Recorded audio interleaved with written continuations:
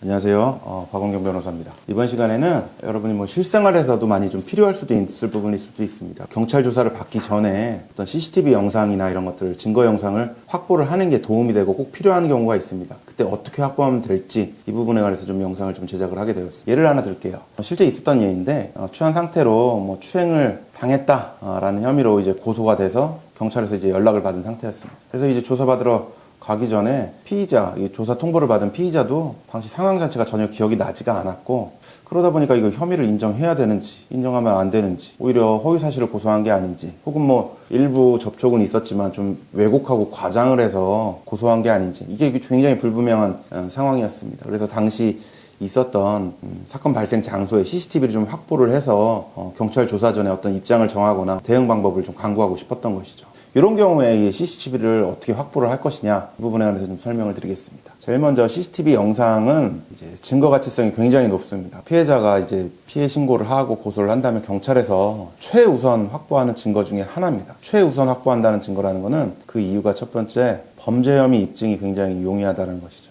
왜냐하면 그 CCTV 상에 직접적으로 추행을 하거나 폭행을 하거나 모든 경우 다 해당이 됩니다. 장면이 그대로 담겨 있다라고 한다면 그거 자체로 충분히 입증을 할 수가 있지 않겠어요. 피의자가 이제 범행 부인한다 하더라도 영상에 다 나오는데 손쉽게 범죄 혐의 입증이 가능하겠죠. 그러니까 최우선 확보를 하려고 하는 겁니다. 그리고 또 만약에 직접적인 증거는 없다 하더라도 간접 정황, 앞뒤 모습이나 또 이런 범행이 있었음을 전제로 한 이런 전후 상황이 담겨 있다라고 할 경우에도 범행 입증을 쉽게 할 수 있기 때문에 이 부분 때문에 이제 최우선 확보를 하려고 합니다. 그리고 또 최대한 빨리 확보를 하려고 하는 이유가, 경찰도 CCTV라는 게 영원히 그 영상들을 계속 무한정 저장을 하지가 않습니다. 보통 일정 하드디스크 용량이 있으면 촬영을 계속 반복하기 때문에 계속 이렇게 쌓여가면 앞에 부분 자연스럽게 지워지는 구조이기 때문에 빨리 달려가서 영상을 확보를 해야지, 시간이 지나면 계속 덮여서 될 경우에는 이걸 아무리 포렌식해도 복원 자체가 되지 않는 경우들이 꽤 있습니다. 그래서 최우선적으로 확보를 하려고 합니다, 경찰에서도. 그런데 여러분이 만약에 피의자 입장이라고 볼게요.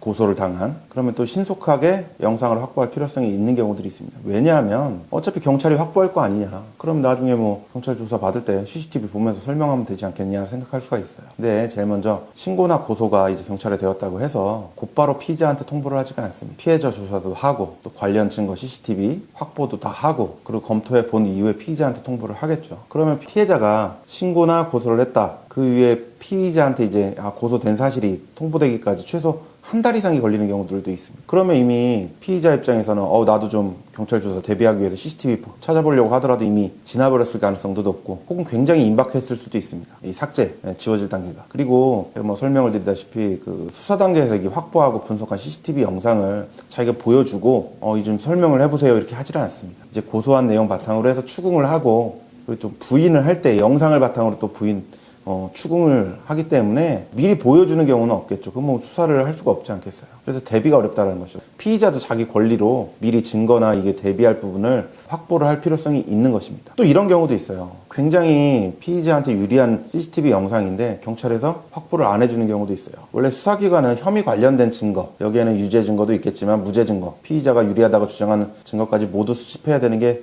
맞습니다. 근데 기본적으로 혐의 입증, 그러니까 유죄 증거만을 확보하라는 경향이 있습니다. 왜냐면 무죄 증거는 네가 찾아라 라고 하는 걸 수도 있겠죠. 그래서 혐의를 부인하고 반박할 증거를 수사기관에서 확보해달라고 하더라도 확보 안 해주지 않으면 직접 확보해야 될 필요성이 있고, 이런 차원에서도 미리 알아두고 확보를 위한 준비를 해놓을 필요가 있겠죠. 확보 전에 우선 해야 될 조치들이 있습니다. 이 부분을 좀 설명을 드리자면, 일단 무슨 일인가 고소당할 일이 있었다라고 보더라도 그 장소는 일단 특정을 하고 있어야겠죠. 그래서 그 현장 주변을 가보는 게 중요합니다. 그래서 주변에 CCTV가 있느냐, 유무를 우선 확인하는 게 제일 중요하겠죠. 그 CCTV 관리자가 누군지를 확인하는 게 중요합니다. 방범 CCTV도 있고, 또 어떤 업장이라고 한다면 업장 내 CCTV도 있고, 이게 자체적으로 그걸 설치를 해서 운영을 하는 관리자가 있지 않겠습니까? 그 관리자가 누군지를 우선 파악을 해놓는 게 중요합니다. 그리고 이제 찾아가야겠죠. 그래서 이제 물어봐서 이제 어느 정도 보존을 하는지 이 부분도 확인을 해야겠죠. 이제 고성능이라고 한다면 어떤 움직임이나 동작이 있을 때만 CCTV가 작동이 되는 그런 고성능 기기라고 한다면 이게 보존기간이,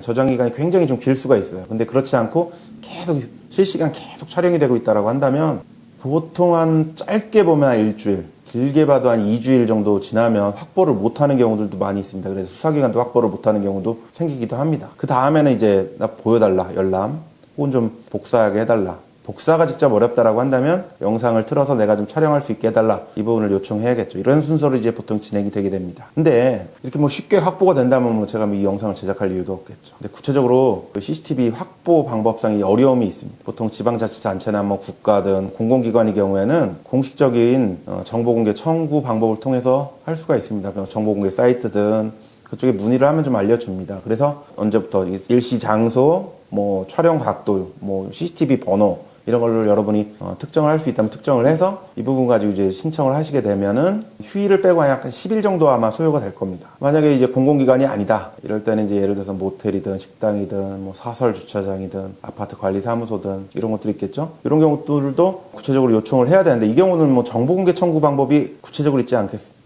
없으니까요. 이게 정보공개 청구라는 것은 공공기관을 보통 전제로 하는 것이기 때문에 이렇게 보통 보여달라, 좀 확보하고 싶다라고 요청을 하면 대부분 이렇게 얘기를 해요.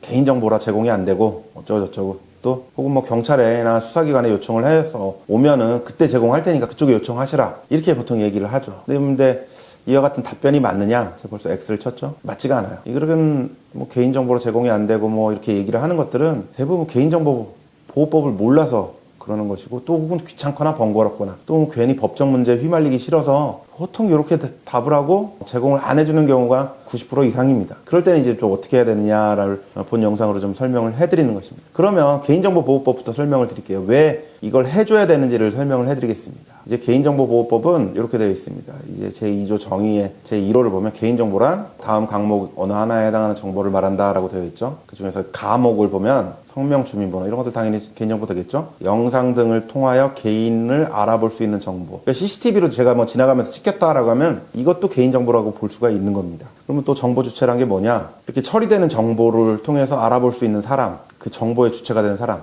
저라는 거죠. 찍힌 사람. 그래서 개인정보 파일이라고 한다면 이런 것들을 이제 집합물, 뭐 디지털 파일 이런 것들도 모두 해당이 될 수가 있습니다. 그래서 또 개인정보 처리자라고 한다면 업무를 목적으로 개인정보 파일을 운영하기 위해서 이런 것들을 수집하고 처리하는 공공기관, 법인, 이 단체, 일반, 개인 이런 거 다 포함이 되는 것입니다. 제35조에서는 정보 주체, 아까 말했죠. 찍힌 사람만 합니다. 개인정보 처리자가 처리하는 자신의 개인정보에 대한 열람을 요구할 수 있다라고 이제 분명히 규정을 하고 있습니다. 물론 예외는 있겠죠. 먼저 2항에서는 뭐 일단 기한이 좀 걸릴 수 있고 이런 부분도 좀 설명을 해야 된다라는 거죠. 연기를 할 수가 있고 열람을. 근데 열람을 제한하거나 거절할 수 있는 사유에서는 법률에 따라 열람이 금지되거나 제한되는 경우, 또는 뭐 다른 사람의 생명, 신체에 해할 우려가 있거나 재산 이익 부당하게 침해할 우려가 있는 경우, 이런 경우에는 안 된다라고 되어 있습니다. 근데 우리가 내 고소를 당한 처지에서 내가 어떤 혐의인지, 내가 어떻게 변호해야 될지, 어떻게 방어해야 될지 이런 걸 준비하기 위해서 내가 찍힌 모습을 보겠다고 하는 것은 거절할 근거가 해당이 되기가 어렵습니다. 그래서 최근에 비슷한 판례가 있어가지고 한번 소개를 드리자면, 최근 판례입니다. 2022년 2월 5일에 연합뉴스 기사인데, 여러분도 한번 저희가 링크 한번 달아드리면 한번 직접 뉴스 기사 읽어보셔도 좋을 것 같습니다. 아직 판결문은 나오지 않아서 기사를 통해서 제가 핵심 사항을 좀 요약을 했는데, 어떤 같이 사는 아파트 주민 간에 좀 폭행 사건이 있었던 것 같아요. 그래서 시비를 가리고자 관리사무소에서 CCTV 영상 좀 보여달라. 근데 보여준 거죠. 주민이니까. 열람 신청해서 재생해서 보던 중에 폭행 장면 녹화를 재생해서 보던 중에 그 부분을 이제 허락 안 받고 이제 촬영을 한 거죠. 처음에 이제 열람만 하겠다 그래서 열람을 해준 것 같아요. 근데 그거를 넘어서 이거를 그 모니터 자체를 촬영을 한 거겠죠. 재생이 되고 있는. 동의 없이 이게 자기 모습만 확보한 게 아니라 같이 싸우고 있던 다른 사람, 상대방 모습도 확보를 했으니까 이게 문제다라고 해서 고소가 들어와서 이게 수사가 됐던 모양이에요. 그래서 제3자의 개인 영상을 확보를 했으니까 개인정보보호법상 목적에 이용을 한 것이다 라고 봐서 1심에서는 열람 신청만 했으면 열람만 해야지 왜 몰래 촬영을 해서 그 영상을 확보를 했느냐 라고 봐서 벌금 50만 원을 선고를 했습니다. 근데 2심에서는 무죄로 뒤집었어요. 그 이유는 수집을 한 건 맞지만 그걸 이용했다라고 볼 수 없다 라는 것이죠. 자기가 형사사건 조사를 받는 데 있어서 유리하게 어떤 부분이 불리한지 유리한지 알기 위해서 한 것이니까 이용이라고 볼 수 없다는 거죠. 설사 이용이라고 한다 하더라도 이 처벌 규정상 이용은 개인정보 수집하는 그 사람이 부당하게 이용하거나 이럴 때 처벌 규정이 있지, 이거를 그 정보 주체 자체 수집이 되는 사람이 이용하는 행위를 어떤 처벌하는 규정이 없거든요. 그래서 이 부분이 대법원에서 무죄 확정이 됐다라는 점입니다. 그래서 여러분이 요 정도 하는 행위 정도 가지고 처벌될 가능성은 없거나 일부 예외적으로 있다 하더라도 벌금 50만 원 정도 사안이다 라는 정도는 좀 알고 계시면 좋을 것 같습니다. 본 영상 제작한 목적, 그래서 어떻게 확보를 할 것이냐? 굉장히 급하다. 경찰 조사는 받아야 되고 더 이상 미룰 수는 없고 안 보여줄 가능성이 높다. 저쪽에서 CCTV 관리자 측에서. 이럴 때는 대부분 이제 공공기관이라기보다는 개인이나 어떤 업장 주인이거나 이럴 가능성이 높은데 이렇게 요청을 하십시오. 다른 사람 보려는 게 아니라 내 모습 보려고 한다라고 요청을 하세요. 본인 모습만 좀 보여달라. 결국 확인하려고 하는 것은 본인이나 그 고소한 상대방의 어떤 같이 있던 접촉이나 어떤 그 이후의 정황이나 어떤 태도나 이런 것들 영상에서 보이는 걸 확인하는 게 목적이니까 본인 것만 보여달라고 하더라도 생각보다 많은 정보를 확보할 수가 있습니다. 그리고 또 이건 또 부당한 것도 아니고요. 개인정보법 위반도 아니고 본인 거 보여달라고 하시면 좀 수긍하고 좀 보여줄 가능성이 좀 높습니다. 보통 자꾸 뭐 이 영상 파일을 확보하려고 하면 좋죠. 계속 반복해서 볼 수 있으니까. 근데 열람 자체도 중요합니다. 그리고 또 뭐 휴대폰 촬영 기능을 통해서 CCTV 재생되고 있는 화면 좀 양해 받아가지고 촬영해놔도 그것만으로도 굉장히 좀 충분합니다. 파악만 하면 되는 것이거든요. 그래서 단순히 뭐 이것도 안 된다 하면 좀 반복해서 좀 여러 번 좀 꼼꼼히 보시는 거 이것만으로도 굉장히 뭐 힌트를 얻을 수 있는 경우들이 굉장히 많이 있습니다. 굉장히 FM대로 이게 타인 모습 담겨 있으니까 그 부분 모자이크 처리해야 된다라고 한다면 좀 시간이 걸리더라도 그렇게 하라고 하세요. 그렇게라도 좀 여러분이 확보를 하셔야지 수사나 이런 데 좀 대비하는 데 활용할 수가 있기 때문입니다. 그리고 이것도 좀 안 된다라고 한다면 어떻게 될까요? 소송해야 될까요? 너무 시간 걸리잖아요. 이게 소송 자체가 목적이 아니잖아요. 경찰 조사에서 어떻게 잘 대응할지가 목적이잖아요. 물론 정 확보 어렵다면 삭제되지 않도록 별도 보관만 좀 해달라. 왜냐면 그냥 놔두면 덮어 씌워져가지고 지워질 가능성이 높기 때문이죠. 그래서 별도 보관이라도 좀 처리를 요청을 해놔야지 나중에 제가 뭐 다른 영상에서도 소개를 해드렸지만 뭐 소송을 통해서 한다면 좀 빠른 방법이 있긴 있습니다. 수사 단계에서 이제 피의자 입장에서는 뭐 증거보전 신청이라고 해서 그렇게라도 좀 확보를 해서 활용할 수도 있기 때문이겠죠. 급하다면 이런 식으로 좀 설득을 하고 양해를 받아가지고 확보를 하시는 게 중요하지 만연하게 다투거나 이럴 필요는 없습니다. 그래서 본인 모습이라도 일단 확보를 해놓으시면 본인이 뭐 이제 경찰 조사나 이런 데 있어서 대응하는 어떤 힌트를 얻는데 도움이 되는 경우들이 많이 있습니다. CCTV가 실무상 좀 문제가 되고 당사자가 좀 확보를 했느냐 하지 않았느냐에 따라서 경찰 조사에서 대응하는 방법이 천차만별인 경우가 굉장히 크기 때문에 본 영상을 좀 제작을 하게 되었습니다. 영상 관련해서 궁금한 부분이 있으면 언제든 질문 주시고 그러면 저희가 답변도 드리고 영상 제작에 참고하도록 하겠습니다. 감사합니다.